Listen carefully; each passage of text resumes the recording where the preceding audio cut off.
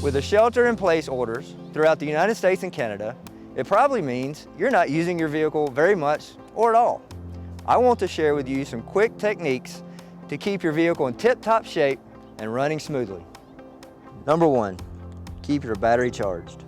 A short drive or a trickle charger will work. Number 2, check your engine fluids. Proper oil and transmission fluid levels will prevent problems down the road.